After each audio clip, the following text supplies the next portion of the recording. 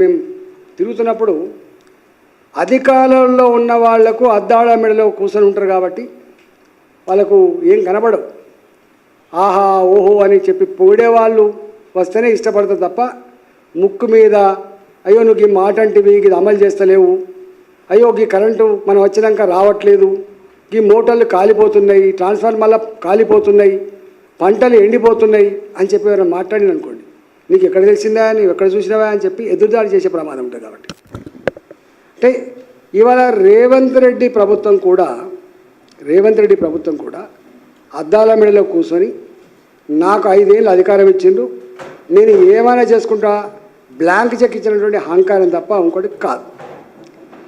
నేను ఒకటి స్టేట్గా అడుగుతున్నా, తెల్ల రేషన్ కార్డు ప్రామాణికం అంటున్నాయన. తెల్ల రేషన్ కార్డుకి ఎవరికి వస్తుంది? చదువుకున్నాడా ఎప్పుడైనా? రేవంత్ రెడ్డి గారు చదువుకున్నవాను. 3.5 ఎకరాల తరి పొలం, 7 ఎకరాల కుష్కి పొలం, ఇది ఉన్న వాళ్ళకు మాత్రమే తెల్ల రేషన్ కార్డు వస్తుంది. 3.5 ఎకరాల పొలం కంటే ఎక్కువ పొలం ఉన్న వాళ్ళకు రేషన్ కార్డు రాదు. 7 ఎకరాల పైబడి భూమి ఉంటే రాదు. రెండవది 10 ఏళ్ళు అవుతుంది. నేను కూడా మన మంత్రిగా ఉన్నప్పుడు మా ముఖ్యమంత్రి గారు చెప్పినామన్నాడు, తెల్ల రేషన్ కార్డు ఇవ్వక 10 ఏళ్ళు అవుతుంది.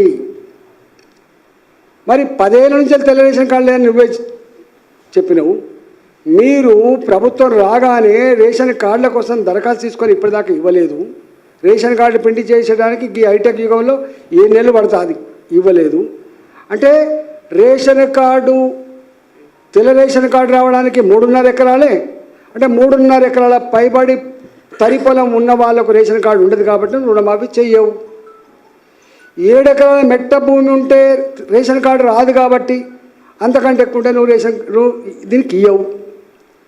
రేషన్ కార్డు కొత్త వాళ్ళకు 10 ఏళ్ళ నుంచి వెళ్ళి వస్తలేవు కాబట్టి, కుటుంబాలు ఏర్పడ్డప్పటికి కూడా, కుటుంబాలు వేరుగా జీవిస్తున్నప్పటికి కూడా, పాస్ పుస్తకాలు భూములు విడిపోయిన ప్రకారంగా పంచుకున్నప్పటికి కూడా ఒకటే రేషన్ కార్డు ఉంటుంది కాబట్టి ఒకరికే ఇస్తావు తప్ప విడిపోయిన కొడుకులకు నువ్వు భూమి ఇచ్చే ప్రసక్తి, నువ్వు రైతు బంధు ఇచ్చే ప్రసక్తి లేదు. అంటే పొమ్మనక పొగబెట్టినట్టు తప్ప, ఎగబెట్టుడు తప్ప ఇంకోటి లేదు. దీని మీద తెలంగాణ రైతాంగం, ఏ 69 లక్షల మంది తెలంగాణ రైతులు ఇవాళ రుణమాఫీ జరుగుతుంది, మా అప్పుల ఊపి నుంచి బయటపడతాం, మేము ఎగబెట్టిన రైతులు ఎక్కడున్నారా అంటే తెలంగాణ ఉన్నారనేటువంటి అవమానం పోతుంది అని చెప్పి ఏదైతే ఎదురు చూసిందో వాళ్లకు నిరాశ తప్ప ఇంకోటి లేదు. ఇవాళ ఈ రేషన్ కార్డు పెట్టామంటేనే ఇది ఒక అవమానం. రెండవది, ప్రభుత్వ ఉద్యోగి రేషన్ కార్డు ఉండదు, రిటైర్డ్ ఉద్యోగులు రేషన్ కార్డు ఉండదు, ఆర్టీసీ కార్మికులు రేషన్ కార్డు ఉండదు, చివరికి అవుట్సోర్సింగ్లో పనిచేసే 12,000 13,000 ఉద్యోగులు రేషన్ కార్డు ఉండదు, సింగరేణి కార్మికులు రేషన్ కార్డు ఉండదు, రాదు రేషన్ కార్డు. అంటే వీళ్ళందరూ కూడా ఊర్లల్లో 2 ఎకరాలు 3 ఎకరాలు భూమి కలిగి ఉండి ఆ మట్టిని నమ్ముకొని ఊరిని వదిలిపెట్టలేక, ఆ వ్యవసాయ బంధాన్ని విడిచిపెట్టలేక వ్యవసాయం చేస్తున్నావు. వాళ్ళందరికీ నువ్వు ఎగనామం పెట్టినట్లు లెక్క, అంటే నువ్వు ఇవ్వనట్లు లెక్క. నువ్వు రైతు రుణమాఫీ చేయవు.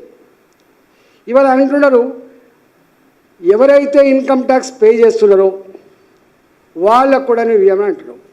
ఇన్కమ్ ట్యాక్స్ ఇవాళ పెద్ద కంపెనీలు మాత్రమే ఇన్కమ్ ట్యాక్స్ పే చేస్తలేవు.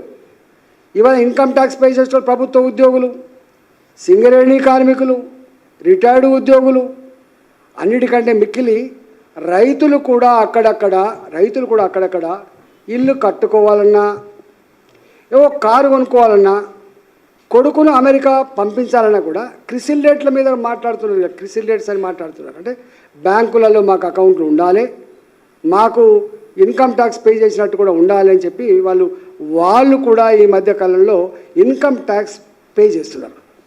5,000 పే చేస్తారా, 10,000 పే చేస్తారా?